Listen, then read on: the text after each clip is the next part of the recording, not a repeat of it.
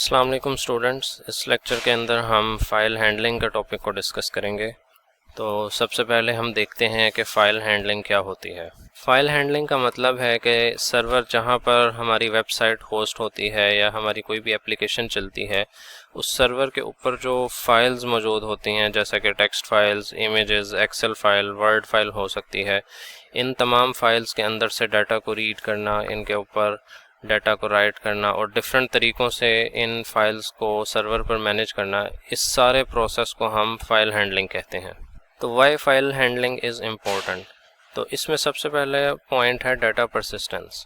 Data persistence का मतलब है कि अगर आप चाहते हैं कि आपका डाटा, जैसे कि यूज़र्स की इंफॉर्मेशन, वेबसाइट की सेटिंग्स, कंप्यूटर बंद होने या प्रोग्राम क्लोज होने के बाद भी सेव रहें, तो उसको फाइल्स में सेव करना पड़ता है। तो फाइल हैंडलिंग से वो डाटा हमेशा के लिए सेव हो जाता है। उसके बाद अगला पॉइंट है लॉगिंग। लॉगिंग का मतलब ये है कि आपकी वेबसाइट में जो भी एरर आ रहे हैं उसका अगर आप ट्रैक रखना चाह रहे हैं तो आप फाइल हैंडलिंग की मदद से उसको लॉग कर सकते हैं, उसका लॉग आप मेंटेन कर सकते हैं। तो जब भी किसी फ़ाइल के अंदर आप अपनी वेबसाइट का एरर लॉग मेंटेन करेंगे तो आपको एरर को रिजॉल्व करने और एरर को ढूंढने में काफ़ी आसानी हो जाती है। उसके बाद फ़ाइल हैंडलिंग हमें रिपोर्ट जनरेशन में बहुत ज़्यादा मदद देती है। रिपोर्ट जनरेशन का मतलब ये है कि आपने कई बार आपको डाटा को ऑर्गेनाइज करना पड़ता है, जैसा कि आप डिफरेंट रिपोर्ट्स बनाते हैं। सेल्स रिपोर्ट्स हो सकती हैं, यूज़र एक्टिविटी रिपोर्ट्स हो सकती हैं। तो फाइल हैंडलिंग को इस्तेमाल करते हुए आप डिफरेंट फाइल्स के अंदर डिफरेंट रिपोर्ट्स बना सकते हैं। इसके बाद फाइल हैंडलिंग हमें यूज़र डाटा की प्रोसेसिंग में मदद देती है। इसका मतलब यह है कि अगर हमारी वेबसाइट यूज़र से कोई डाटा इनपुट ले रही है, जैसे कि यूज़र नेम, यूज़र का ईमेल एड्रेस हो सकता है, तो उस डाटा को स्टोर करने के बाद हम इस डाटा को डिफरेंट तरीक़ों से प्रोसेस कर सकते हैं। बट इस प्रोसेसिंग के लिए ज़रूरी है कि ये डाटा हम डिफरेंट फाइल्स के अंदर स्टोर करें। तो फाइल हैंडलिंग के लिए हम डिफरेंट फंक्शंस यूज़ करते हैं, जिनमें जो की फंक्शंस हैं वो एफ ओपन है, एफ क्लोज है एंड डिफरेंट फंक्शंस। इनकी डिटेल हम आगे आने वाली स्लाइड्स में देखेंगे। तो अब हम फाइल हैंडलिंग के कोर कॉन्सेप्ट्स को देख लेते हैं कि फ़ाइल हैंडलिंग के अंदर क्या वर्कफ़्लो हम फॉलो करते हैं। तो बेसिक वर्कफ़्लो जो है वो फ़ाइल हैंडलिंग का यही है कि सबसे पहले आप किसी भी फ़ाइल को ओपन करेंगे और फाइल ओपन करने के बाद उसके ऊपर कुछ ऑपरेशन परफॉर्म करेंगे। ये ऑपरेशन रीड ऑपरेशन हो सकता है, राइट ऑपरेशन हो सकता है। अगर आपने फ़ाइल के अंदर कुछ डाटा ऐड करना है तो हम अपेंड के ज़रिए हम फाइल के अंदर डाटा अपेंड करवा सकते हैं और प्रोसेस मुकम्मल हो जाने के बाद हम फाइल को क्लोज़ कर देंगे। तो जब भी आप फाइल हैंडलिंग कर रहे हैं तो उसमें अपने रिसोर्स मैनेजमेंट का बहुत ज़्यादा ख्याल रखना है। इसका मतलब ये कि जब भी फाइल के ऊपर आपने कोई ऑपरेशन परफॉर्म कर लिया तो आपने फ़ाइल को क्लोज़ लाजमी करना है। अगर आप फाइल को क्लोज़ नहीं करेंगे तो ये अंदेशा है कि आपकी वेबसाइट की जो मेमोरी है वो ज़ाया हो सकती है या आपके जो सर्वर है उसके रिसोर्सेज जो हैं वो कॉन्टीन्यूसली यूज़ होते रहेंगे। तो आपने रिसोर्स मैनेजमेंट का ख्याल रखना है। इसके बाद फाइल हैंडलिंग में जो एक और इम्पॉर्टेंट चीज़ है वो है एरर चेकिंग। तो जब भी आपने फाइल हैंडलिंग का कोई भी ऑपरेशन परफॉर्म करना है तो उसके बाद आपने एक चेक लाजमी लगाना है। यानी चेक लगाने का मतलब ये है कि आप ये चेक करेंगे कि ये जो ऑपरेशन हमने परफॉर्म किया है ये सक्सेसफुली कंप्लीट हुआ है या नहीं हुआ। इसके लिए आप एक रिटर्न वैल्यू जो है वो यूज़ करते हैं, यानी जिसको हम कहते हैं चेक रिटर्न वैल्यू। तो ये कुछ बूलियन की वैल्यूज़ होती हैं 0-1, जिसके थ्रू हम ये पता लगा सकते हैं कि हमारा जो फाइल हैंडलिंग का ऑपरेशन था वो सक्सेसफुली कंप्लीट हुआ है या नहीं हुआ। जैसा कि हमने वर्क फ्लो में डिस्कस किया कि सबसे पहले हमने फ़ाइल को ओपन करना होता है, कुछ ऑपरेशन परफॉर्म करना है और फिर फ़ाइल को क्लोज़ करना है। तो जब भी हम फाइल को ओपन करते हैं तो हम एफ ओपन का फंक्शन यूज़ करेंगे। एफ ओपन के फंक्शन के अंदर हम कुछ पैरामीटर्स पास करते हैं, जैसे कि सबसे पहले हम फाइल का नेम बताएंगे कि हम कौन सी फाइल को ओपन करना चाह रहे हैं और उसके बाद हम मोड का पैरामीटर पास करेंगे। मोड का मतलब ये है कि फ़ाइल को जब हमने ओपन कर लिया है तो अब हम फाइल के साथ क्या करना चाह रहे हैं। क्या हम फाइल के ऊपर डाटा रीड करना चाह रहे हैं या फाइल के ऊपर हमने कुछ डाटा राइट करवाना है या हमने फाइल का डाटा जो है वो क्लियर करना है। तो ये चीज़ मोड डिसाइड करता है। तो डिफरेंट तरह के मोड्स हमारे पास होते हैं। फाइल मोड्स जो आपके सामने स्क्रीन पे विजिबल भी हैं। आप आर का फाइल मोड यूज़ कर सकते हैं अगर आपने सिर्फ डाटा को रीड करना है, और अगर आपने सिर्फ डाटा राइट करवाना है तो आप डब्ल्यू का मोड इस्तेमाल करेंगे। तो जब आप डब्ल्यू का मोड इस्तेमाल करेंगे तो आपकी जो सारी फाइल का डाटा है वो रिमूव हो जाएगा और न्यू डाटा जो है वो ऐड होना स्टार्ट हो जाएगा। और अगर आपकी फ़ाइल एग्जिस्ट नहीं करती है तो डब्ल्यू का मोड नई फाइल क्रिएट कर देगा और उसमें डाटा को राइट करवाएगा। इसी तरह हमारे पास ए का फाइल मोड एग्जिस्ट करता है। इसकी मदद से आप अपनी एग्जिस्टिंग फ़ाइल के अंदर डाटा को अपेंड करवा सकते हैं। मींस के जो ऑलरेडी एग्जिस्टिंग डाटा है उसके अंदर आप कुछ न्यू डाटा ऐड करवा सकते हैं। तो अगर फाइल एग्जिस्ट नहीं करती तो ये भी फाइल को क्रिएट करेगा और उसमें डाटा अपेंड करवाना स्टार्ट कर देगा। इसी तरह हमारे पास R+ का फाइल मोड एग्जिस्ट करता है।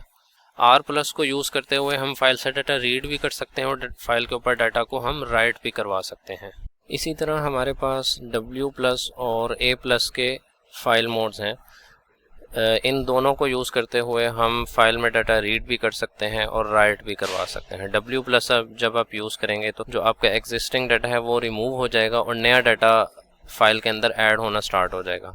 जब आपका ये डाटा राइट हो जाएगा तो W+ की मदद से आप उसी डाटा को रीड भी कर सकते हैं। इसी तरह A+ के थ्रू आप न्यू डाटा अपेंड करवा सकते हैं और एग्जिस्टिंग डाटा को रीड कर सकते हैं। तो फाइल ओपन करने के लिए आप fopen का फंक्शन यूज़ करेंगे, उसमें फाइल नेम और मोड पास करेंगे और उसके बाद आपने fclose के थ्रू फाइल को क्लोज भी करना है ताकि आपके जो रिसोर्सेज हैं वो रिलीज़ हो जाएं। तो अब हम एक छोटा सा प्रैक्टिकल कर लेते हैं ताकि हम ये सीख सकें कि fopen और fclose फंक्शन को हम कैसे इस्तेमाल कर सकते हैं। तो XAMPP के फ़ोल्डर के अंदर हमने htdocs में आना है और htdocs में लेट सपोज हमने एक फ़ोल्डर बना लिया है फाइल हैंडलिंग की मदद से। तो सबसे पहले हम यहाँ पे एक एग्जाम्पल फाइल जो है वो स्टोर करेंगे, टेक्स्ट फाइल। लेट सपोज मैं इसमें कुछ भी लिख देता हूँ, this is PHP course, PHP is a server side language. तो इस फाइल को हम अपने फ़ोल्डर में सबसे पहले स्टोर करेंगे। इसकी एक्सटेंशन हम रखेंगे example.txt। तो ये टेक्स्ट फाइल हमने अपने फ़ोल्डर के अंदर स्टोर कर दी है। तो एक हमने PHP फाइल क्रिएट की है फाइल handling.php के नाम से इसी फोल्डर के अंदर। तो सबसे पहले हम यहाँ पर एक फ़ाइल नेम का वेरिएबल जो है वो क्रिएट करेंगे जो हमारी फ़ाइल के नाम को स्पेसिफाई करेगा। अब जैसा कि हमारी फ़ाइल का नाम था example.txt, तो आपने फ़ाइल का नेम उसकी एक्सटेंशन के साथ यहाँ पे लिखना है। अब यहाँ पर हम एक फ़ाइल का वेरिएबल क्रिएट करते होते हैं। तो फाइल के वेरिएबल को हम इनिशियलाइज़ करवाते हैं fopen के फंक्शन के थ्रू। तो यहाँ पे हम fopen का फंक्शन लिखेंगे और जैसा कि मैंने आपको स्लाइड में बताया था कि दो पैरामीटर्स हम पास करेंगे, फ़ाइल का नेम जो कि हमने फ़ाइल नेम के वेरिएबल के अंदर स्टोर करवा लिया है और दूसरा पैरामीटर हम फाइल मोड पास करते हैं। तो फाइल मोड जैसा कि हम डाटा रीड करना चाह रहे हैं तो हम यहाँ पे R का file mode as parameter pass कर देंगे। अब हमने एक इफ़ कंडीशन लगानी है ये चेक करने के लिए कि हमारी फ़ाइल एग्जिस्ट भी करती है या नहीं करती। तो हम लिखेंगे इफ़ और ब्रैकेट के अंदर हम कंडीशन लगाएंगे नॉट फाइल, कि अगर फ़ाइल एग्जिस्ट नहीं करती तो क्या करना है। तो यहाँ पे सिंपली हम डाई का फंक्शन यूज़ करेंगे और उसके अंदर मैसेज जो है वो डिस्प्ले करवा देंगे कि अनएबल टू ओपन फाइल, और उसके साथ हम फाइल का नेम कंकैटिनेट कर देंगे ताकि हम ये बता सकें कि जो फाइल हम ओपन करने की कोशिश कर रहे हैं वो एग्जिस्ट नहीं करती या उसमें कुछ एरर है। तो ये इफ़ कंडीशन आपने लाजमी यूज़ करनी है ताकि हम ये चेक कर सकें कि फ़ाइल को हम ओपन कर सकते हैं या नहीं। तो अब यहाँ पे आप देखे हैं जो हमने फ़ाइल क्रिएट की थी उसका साइज़ है 1 KB। अब लेट सपोज़ हम अपने फ़ाइल के सिर्फ फर्स्ट 100 बाइट्स को रीड करना चाहते हैं। हम यहाँ पे बनाएंगे कंटेंट का वेरिएबल और उसके बाद हम फंक्शन लिखेंगे fread डाटा को रीड करने के लिए। इसके अंदर हम अपने दो पैरामीटर्स पास करेंगे, फाइल का वेरिएबल और हम बाइट्स मेंशन करेंगे, यानी 100 बाइट्स को हम रीड करना चाह रहे हैं। तो अगर फाइल एग्जिस्ट नहीं करती या फाइल में कुछ एरर तो कंट्रोल यहीं पे रुक जाएगा, नीचे वाला कोड एग्जीक्यूट नहीं होगा। ये कोड जब ही एग्जीक्यूट होगा जब फाइल के अंदर कोई एरर नहीं होगा। तो हमने फाइल के जो कंटेंट्स हैं उसको रीड करवाया है, यानी 100 बाइट्स को हमने रीड करवाया है। इको में लेट सपोज हम लिख देते हैं कि फाइल कंटेंट्स फर्स्ट 100 बाइट्स, और हम ब्रेक का टैग यूज़ करते हुए न्यू लाइन के अंदर जो फाइल के कंटेंट्स हैं उनको हम प्रिंट करवा देते हैं। तो हम इसके साथ कॉन्कैटिनेट कर देंगे कंटेंट को, जो फाइल का कंटेंट है वो अब हम न्यू लाइन में प्रिंट करवा देंगे और यहाँ पे सेमीकोलन लगा के हम इको स्टेटमेंट को क्लोज कर देंगे। अब यहाँ पे फाइल को हमने जैसा कि ओपन किया और फाइल का कुछ ऑपरेशन हमने परफॉर्म किया, यानी कि फ़ाइल का डाटा हमने रीड किया, तो अब हमने फ़ाइल को क्लोज़ भी लाजमी करना है। तो उसके लिए जैसा कि आपको बताया था कि fclose का फंक्शन आप यूज़ करेंगे और fclose के अंदर फ़ाइल का वेरिएबल आप पास कर देंगे। तो इस प्रोग्राम को सेव करने के बाद हम ब्राउज़र में रन करते हैं। तो ब्राउज़र में आप देख सकते हैं कि जो हमारी ये टेक्स्ट फाइल है इसके अंदर क्योंकि फाइल का साइज़ कम है तो फर्स्ट 100 बाइट्स में सारा डाटा आ गया। तो फाइल का अंदर का जो कंटेंट है वो हमने रीड किया है और उसको यहाँ पे प्रिंट करवा दिया है। तो लेट्स सपोज कि हम इस फाइल को यहाँ से डिलीट कर देते हैं या इस फोल्डर से मूव कर देते हैं। तो लेट्स सपोज मैं इस फाइल को डिलीट कर देता हूँ। तो अब हम अपने कोड को जब दोबारा एग्जीक्यूट करते हैं तो आप देखते हैं कि एरर आ गया है कि unable to open file name, यानी unable to open file example.txt। तो अब फाइल मैंने दोबारा अपने फोल्डर में इंक्लूड कर दी है। अब आप इसको रन करेंगे तो फाइल ओपन हो जाएगी।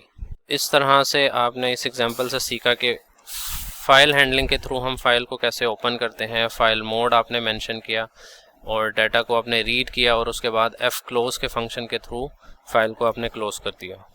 तो लास्ट टॉपिक में हमने फाइल हैंडलिंग के इंट्रोडक्शन को देखा था और एग्जांपल के थ्रू समझा था कि हम फाइल को कैसे ओपन कर सकते हैं और फाइल को कैसे क्लोज कर सकते हैं। तो इस टॉपिक के अंदर हम देखेंगे कि हम फाइल्स के अंदर से डाटा रीड कैसे कर सकते हैं। तो जब भी हमने फाइल्स के अंदर से डाटा को रीड करना है तो हम fread का फंक्शन इस्तेमाल करेंगे। ये फंक्शन फाइल के अंदर से कुछ स्पेसिफिक नंबर ऑफ बाइट्स को रीड करने के लिए इस्तेमाल किया जाता है। इसी तरह हमारे पास एक फंक्शन है फाइल गेट कंटेंट्स के नाम से। ये एक बहुत ही सिंपल फंक्शन है और इसके थ्रू आप एक कॉल के ज़रिए एंटायर फाइल का डाटा जो है वो रीड कर सकते हैं, यानी एक ही कॉल के अंदर आप सारी की सारी फाइल को रीड कर सकते हैं। तो जब भी आपने डाटा को रीड करना है fread के फंक्शन के थ्रू या फाइल गेट कंटेंट्स के थ्रू, तो आपने फाइल साइज़ को लाजमी ध्यान में रखना है। तो फाइल साइज़ के फंक्शन के थ्रू आप फाइल का साइज़ जो है वो मालूम कर सकते हैं। तो फाइल का साइज़ मालूम करना इसलिए ज़रूरी है कि अगर आप फाइल गेट कंटेंट्स के थ्रू फाइल का डाटा रीड कर रहे हैं और फाइल का साइज़ जो है वो काफ़ी बड़ा है तो इससे आपका कंप्यूटर जो है वो स्लो हो सकता है। तो आप फाइल साइज़ का फंक्शन यूज़ करेंगे फाइल के साइज़ को मालूम करने के लिए, ताकि फिर आप डिसाइड कर सकें कि आपने फाइल का डाटा कैसे रीड करना है। इसके अलावा अगर आप की फ़ाइल के अंदर जो न्यू लाइन के अंदर डाटा है उसमें स्पेसिंग के कुछ इश्यूज़ हैं, ये जो कि लाइन ब्रेक्स कहलाते हैं, तो आप NL2BR फंक्शन को यूज़ करते हुए अपने डिस्प्ले को जो है वो ठीक कर सकते हैं, यानी उसकी जो फॉर्मेटिंग है वो आप सही तरह से अपने डाटा को डिस्प्ले करवा सकते हैं। तो सिंटैक्स की बात की जाए तो fread फंक्शन के अंदर आप दो पैरामीटर पास करेंगे जिसमें फ़ाइल का वेरिएबल है और उसके बाद फाइल का साइज़ है। और अगर आप एंटायर फाइल रीड कर रहे हैं तो फाइल गेट कंटेंट्स का फंक्शन यूज़ करते हुए सिंपली आप फाइल का नेम उसके अंदर मेंशन करेंगे। तो यहाँ पे सबसे पहले हमने फाइल नेम का वेरिएबल क्रिएट किया है जिसमें हमने example.txt फाइल का नेम मेंशन कर दिया। और उसके बाद जैसा कि पिछला टॉपिक में भी हमने डिस्कस किया था कि हम फाइल का वेरिएबल बनाते हैं और फाइल को हम ओपन करते हैं। तो फाइल नेम का वेरिएबल हम एज आर्ग्यूमेंट पास करेंगे और रीडिंग मोड R हमने यहाँ पे मेंशन कर दिया है। इसके बाद अगर फाइल के अंदर कोई एरर है तो लास्ट टॉपिक में हमने इफ़ कंडीशन यूज़ की थी, तो यहाँ पे भी हम इफ़ कंडीशन यूज़ करेंगे कि इफ़ वेरिएबल फाइल, अगर फाइल करेक्ट है। यहाँ पे हम एक दूसरा तरीका देख रहे हैं, पिछले में हमने नॉट ऑपरेटर यूज़ किया था इफ़ नॉट फाइल, और यहाँ पे हम लिख रहे हैं कि इफ़ फाइल, तो अगर फाइल एग्जिस्ट करती है, और अगर नहीं करती है उसमें कोई एरर है तो हम एल्स में सिंपली मैसेज इको करवा देंगे एरर ओपनिंग दिस फाइल। तो अब यहाँ पर इफ़ कंडीशन के अंदर हम लॉजिक लिख लेते हैं कि अगर फाइल एग्जिस्ट करती है या उसमें कोई एरर नहीं है, तो यहाँ पे एक हम फाइल साइज़ का वेरिएबल क्रिएट करेंगे और उसको हम इक्वल करेंगे फाइल साइज़ का फंक्शन हम यूज़ करेंगे यहाँ पे, और उसके अंदर हम सिंपली अपनी फ़ाइल का नेम जो है वो पास कर देंगे। उसके बाद यहाँ पे हम फिर से कंटेंट का वेरिएबल बनाएंगे और यहाँ पे हम लिखेंगे fread का फंक्शन और उसके अंदर हम अपनी फ़ाइल का वेरिएबल पास करेंगे जो हमारी फ़ाइल है, और हम फाइल साइज़ का वेरिएबल पास करेंगे। यहाँ पे हम पूरी फाइल का डाटा ही रीड करना चाह रहे हैं क्योंकि हमने कोई स्पेसिफिक कंडीशन नहीं लगाई कि 100 बाइट्स का डाटा रीड किया जाए या 200 बाइट्स का। तो जितना भी फाइल का साइज़ है वो सारा का सारा हम रीड करवाना चाह रहे हैं। उसके बाद हमने सिंपली इको स्टेटमेंट यहाँ पे लिखी है और हमने लिखा है कि कंटेंट ऑफ द फाइल, और उसके बाद फाइल का जो भी कंटेंट है वो हमने न्यू लाइन के अंदर प्रिंट करवा दिया। तो इसको अब हम रन करते हैं तो आप देख सकते हैं कि फ़ाइल का जितना भी डाटा है, ये हमारी एग्जाम्पल टेक्स्ट फाइल है, तो सारा डाटा हमने रीड करके यहाँ पे प्रिंट करवा दिया। अब लेट सपोज कि यहाँ पे मैंने आपको बताया था NL2BR फंक्शन के बारे में। यहाँ पे कुछ स्पेसिंग का हम न्यू लाइन में इस तरह से डाटा यहाँ पे है, और यहाँ पे देखें स्पेसिंग का इशू आ रहा है, यानी एक एक्स्ट्रा स्पेसिस है, तो उसको हम कैसे हैंडल करेंगे। उसके लिए यहाँ पे हम NL2BR का फंक्शन यूज़ करते हैं, NL2BR, और इसकी ब्रैकेट्स में हम सारा कंटेंट जो है फाइल का पास कर देंगे। तो अब आप देखें कि यहाँ पे जो है वो स्पेस आई हुई है न्यू लाइन में, और फिर जो है वो कुछ आ रहा है। तो अब हम इसको ब्राउज़र में अगर रन करें तो हमारी जो स्पेस है वो NL2BR फंक्शन के थ्रू रिमूव हो गई है, और न्यू लाइन में डाटा करेक्टली जो है वो आ गया है। तो फाइल को रीड करने के हमने दो तरीके सीखे थे, एफ रीड के फंक्शन के थ्रू और फाइल गेट कंटेंट्स फंक्शन के थ्रू। तो अब हम दूसरा मेथड लिख लें। तो यहाँ से मैं ये चीज़ें रिमूव कर देता हूँ, और तो यहाँ पे सिंपली फाइल का नेम तो रहेगा ही, फाइल का वेरिएबल। यहाँ पे मैं अब कंटेंट्स का वेरिएबल यहाँ पे लिखूँगा, और उसको मैं इक्वल कर दूंगा फाइल गेट कंटेंट्स फंक्शन के इक्वल, और इसके पैरामीटर में मैं अपनी फाइल का नेम पास कर दूंगा। यहाँ पे मुझे अब अपनी इफ़ कंडीशन को थोड़ा सा चेंज करना पड़ेगा। तो यहाँ पे मैं लिखूँगा contents of the file is not equal to false, यानी मेरे फाइल के अंदर कंटेंट जो है वो एग्जिस्ट करता है और वो फॉल्स नहीं है, और उसमें कोई मसला नहीं है, तो फाइल का कंटेंट जो है वो प्रिंट हो जाएगा। तो यहाँ पे मैं सिंपली इक्वल लिखूँगा फाइल कंटेंट, और न्यू लाइन के अंदर हम सारा कंटेंट जो है वो प्रिंट करवा देंगे। और अगर कोई एरर होगा तो यहाँ पे मैसेज आ जाएगा एरर ओपनिंग द फाइल। तो इसको अब मैं रन करता हूँ, तो देखें कि फ़ाइल के अंदर जो भी कंटेंट था वो प्रिंट हो गया। तो इस तरह आपने देखा कि फाइल गेट कंटेंट्स की मदद से हम कितने सिंपल तरीके से जो है पूरी फाइल का कंटेंट जो है वो रीड कर सकते हैं। और जब हम फाइल गेट कंटेंट का फंक्शन यूज़ करेंगे तो हमें एफ ओपन और एफ क्लोज का फंक्शन यूज़ करने की ज़रूरत नहीं है। इस टॉपिक के अंदर हम देखेंगे कि हम फाइल्स के अंदर डाटा राइट कैसे करवा सकते हैं या डाटा ऐड कैसे करवा सकते हैं। तो इसके लिए दो प्राइमरी फंक्शंस इस्तेमाल होते हैं। पहला है एफ राइट का फंक्शन, जो कि किसी भी फाइल के अंदर स्ट्रिंग लिखने के लिए इस्तेमाल होता है, या स्ट्रिंग को ऐड करवाने के लिए हम यूज़ करते हैं। इसके अलावा एक और फंक्शन है फाइल पुट कंटेंट्स। तो इस फंक्शन में ये होता है कि आप एक ही फंक्शन कॉल के ज़रिए डायरेक्टली फाइल के अंदर डाटा ऐड करवा देते हैं। तो फाइल पुट कंटेंट्स जो है वो काफ़ी सिंपल मेथड है, इसको हम एग्जांपल के अंदर देखेंगे भी। और जब आपने डाटा राइट करवाना है फाइल्स के अंदर तो उसके लिए डिफरेंट मोड्स हमने देखे थे। तो W का मोड आप इस्तेमाल कर सकते हैं डाटा को राइट करने के लिए। ये एग्जिस्टिंग फाइल को ओवर राइट कर देगा और हर दफ़ा न्यू कंटेंट जो है वो ऐड करेगा, और अगर फाइल एग्जिस्ट नहीं करती तो ये न्यू फाइल भी क्रिएट कर देगा। इसी तरह आपने W+A+ और A के मोड्स देखे थे, जो डाटा को रीड भी कर सकते हैं और राइट भी कर सकते हैं। और A का जो मोड है वो डाटा को अपेंड करवाने के लिए इस्तेमाल होता है। तो सिंटेक्स भी आपके सामने लिखा हुआ है कि अगर आप एफ राइट का फंक्शन यूज़ करेंगे तो आप फाइल का वेरिएबल पास करेंगे और जो डाटा आपने ऐड करवाना है वो आप पास करेंगे।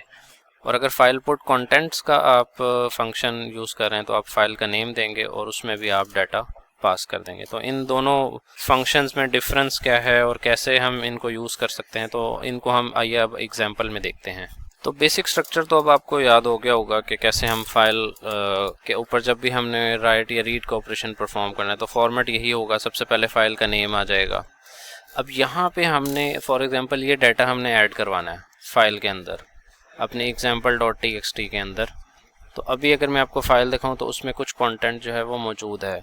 तो यहाँ पे इफ़ कंडीशन आ जाएगी, फिर उसका एल्स पार्ट आ जाएगा। तो सिंपली आप फाइल का वेरिएबल यूज़ करेंगे और आप यूज़ करेंगे एफ ओपन का फंक्शन। आप फाइल का नेम पास करेंगे जैसा कि आपने रीड वाले एग्जांपल में पास किया था, और आप यहाँ पे W का मोड अब यूज़ करेंगे क्योंकि हमने डाटा जो है वो राइट करवाना है। तो अब इफ़ कंडीशन में अगर फाइल को ओपन होने में कोई एरर नहीं है तो सिंपली हम एफ राइट का फंक्शन अब यहाँ पे लिखेंगे क्योंकि डाटा हमने राइट करवाना है। तो हम अपनी फ़ाइल का वेरिएबल यहाँ पे पास करेंगे जो कि हमारी फ़ाइल को डील कर रहा है, और जो डाटा हमने ऐड करवाना है जो हमारा डाटा वेरिएबल के अंदर है वो हम पास कर देंगे। तो सिंपली इस तरीके से एफ राइट फंक्शन हमारी फ़ाइल के अंदर डाटा ऐड करवा देगा। और यहाँ पे हम सिंपली जो है वो इको करवा देते हैं मैसेज न्यू लाइन के अंदर के डाटा एडेड इन फाइल। और याद रहे कि आपने फ़ाइल को क्लोज़ भी करना है, तो आप सिंपली यहाँ पे एफ क्लोज का फंक्शन यूज़ करेंगे और फाइल को क्लोज कर देंगे।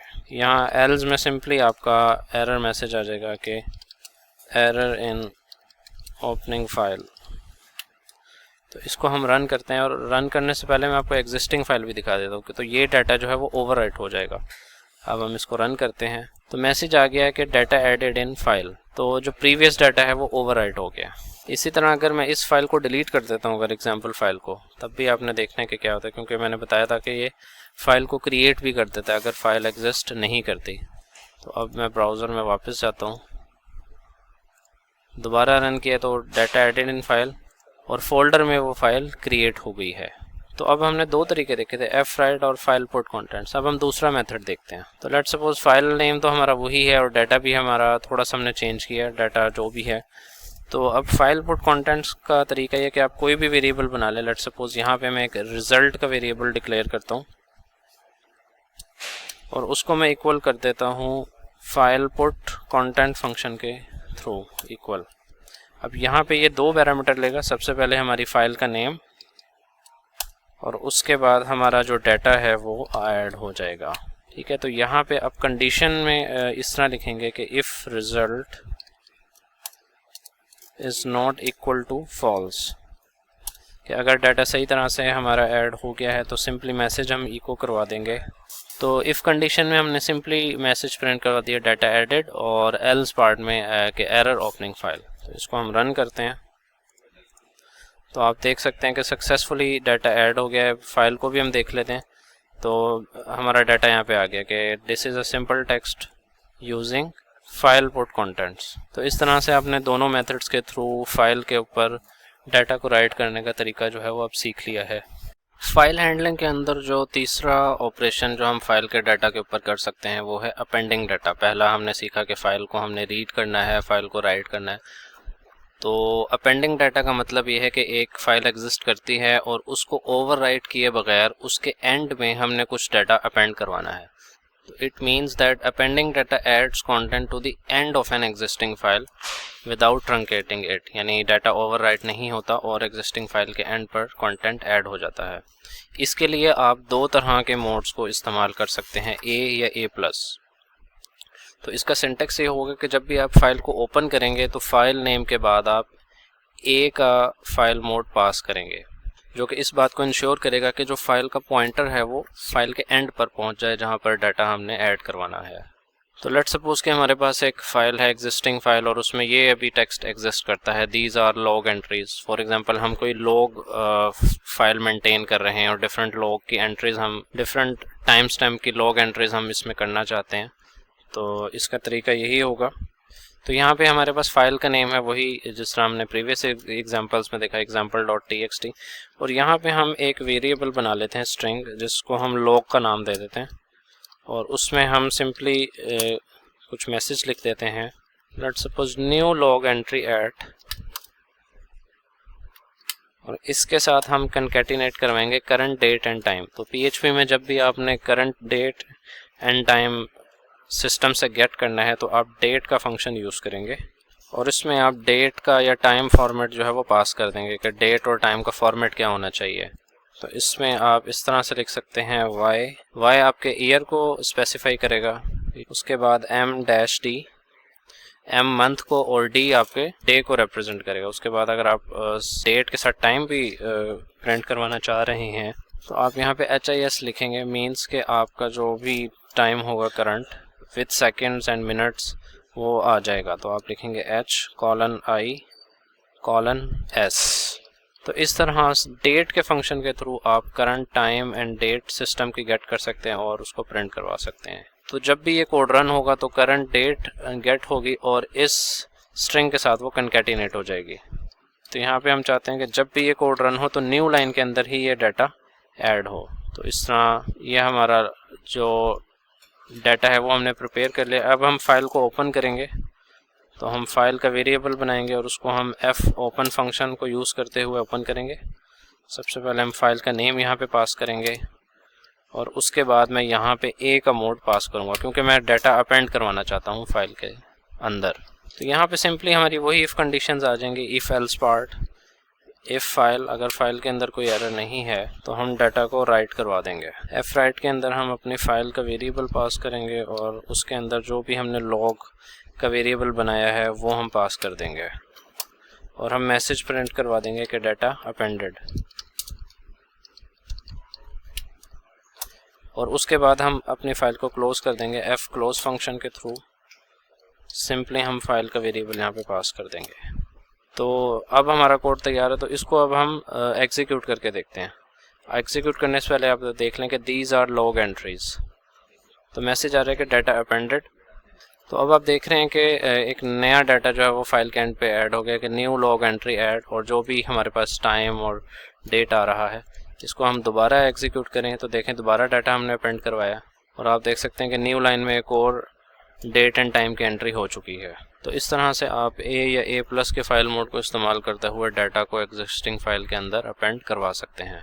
तो अब हम कुछ एडिशनल फाइल हैंडलिंग फंक्शंस के बारे में बात कर लेते हैं, जिनमें हमारे पास है फाइल एग्जिस्ट्स का फंक्शन, इज़ रीडेबल का फंक्शन और इज़ राइटेबल का फंक्शन।